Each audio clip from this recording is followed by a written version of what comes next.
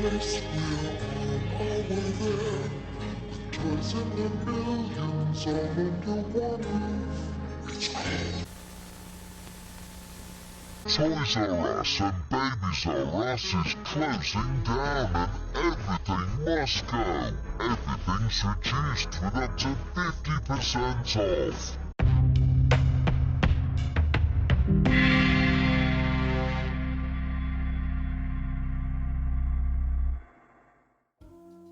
In early 2018, after filing for Chapter 11 bankruptcy in the US, Toys R Us withdrew from the UK market after being a presence here for more than 33 years. More than 100 stores all over the UK were closed at the beginning of 2018, including the store in York at the beginning of this video.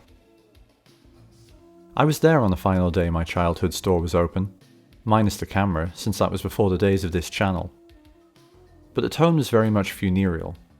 The magic I had felt every time I stepped in there as a child had already evaporated. I started feeling more and more like what I actually was. A 30-year-old man standing in an increasingly empty warehouse. The store I used to frequent has since been replaced with this bland beige monstrosity, due to become a carpet store or something equally uninspiring any day now. Still, when I heard that Toys R Us was reopening in the UK earlier this year, I was intrigued. But was I really going to drive almost 5 hours to visit the UK's first new Toys R Us? Spoiler alert, yes.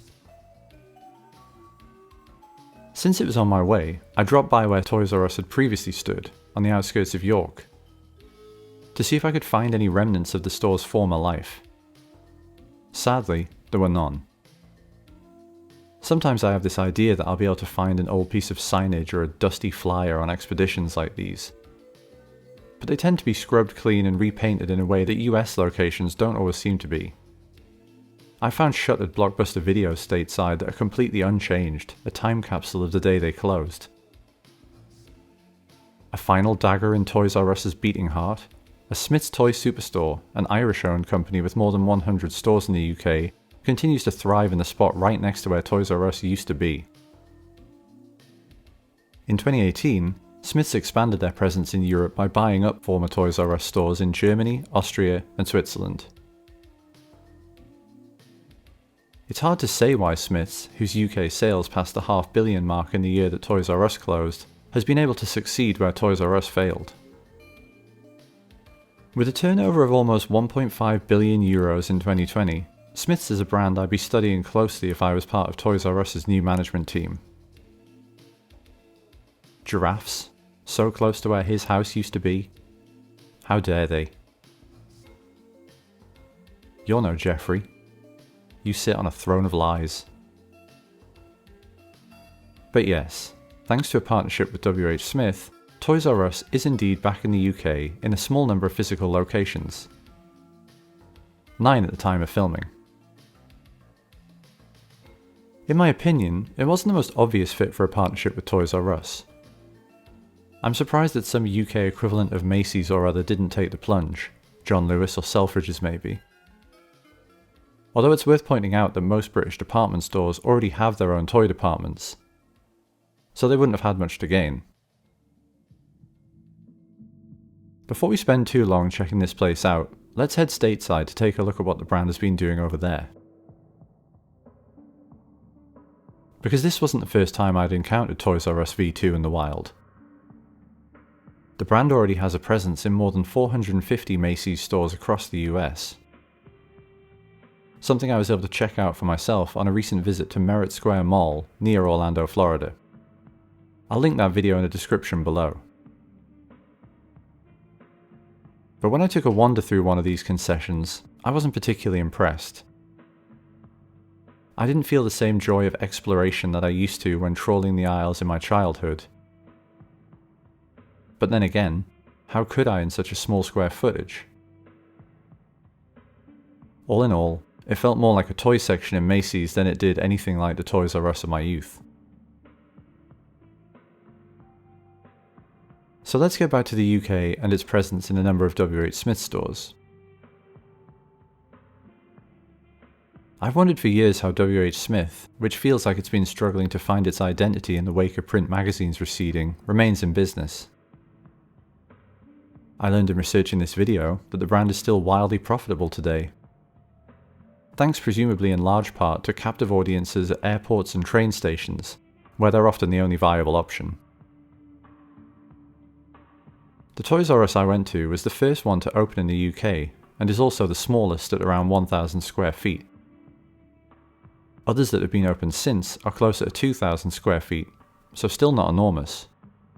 Like in Macy's, it's a pretty modest showing that feels more like testing the water than anything else. But with all of that said, Toys R Us did seem to be drawing people into the store. I avoided filming them due to the presence of children. But a template I noticed time and time again was small children accompanied by parents in their early to mid-30s. Maybe it was my imagination, but I couldn't help but notice a glint in these parents' eyes when they first walked in. Some excitement at seeing their old buddy Jeffrey again, perhaps? But if it doesn't feel completely like Toys R Us is back, then, well, that's because it's not. At least not exactly. New Toys R Us locations in the US are operated by WHP Global, via True Kids Incorporated, who own the brand name internationally, which currently accounts for more than $3 billion of retail sales annually, up from $2 billion in 2021. WHP's slogan, "Activating the Brand," really speaks to the company's overall approach. Snap up a brand and try to wring out any potential from its existing reputation. Other brands in their portfolio include Express, Bonobos, Anne Klein, and G-Star Raw. From a marketing perspective, I assume this is why the location I visited leans so heavily on the presence of Geoffrey the Giraffe. He is, in a word, all that's left of the brand's heritage. That heritage began, of course, back in 1957, when Charles Lazarus opened the first Toys R Us in Rockville, Maryland. The brand grew steadily from there, operating in more than 40 different countries before its eventual collapse. At the time of closure, the company had almost 750 stores in the United States, and another 750 scattered around the rest of the world. Coincidentally, Lazarus passed away just one day before the American arm of Toys R Us began its liquidation sales. I say coincidentally because he'd stepped down as the CEO in 1994, although he remained chairman until 1998. So even though it's a sad story, it's not necessarily as if Lazarus died of a broken heart. For now, it seems like the novelty value of Toys R Us existing again is enough to draw people in. But for how long? Will these shoppers eventually drift back towards the convenience of online shopping? Or be poached away by Smith's toy superstores? The initial Toys R Us deal is in place for a year, but what happens once it ends? That remains to be seen, but it's far from a sure thing that it will continue. In other words, there's a real risk that we might have to say goodbye to Toys R Us. Again. Some of us are getting pretty good at that. However long it might last for, thanks for checking out my video on the return of Toys R Us. If you enjoyed it, I hope you'll consider liking and subscribing. My Instagram, Patreon, and some other ways to support the channel are in the description below. Until next time, goodbye from a magical place. We're on our way there. There's toys in their millions, all under one roof. It's called Toys R Us, Toys R Us, Toys R Us.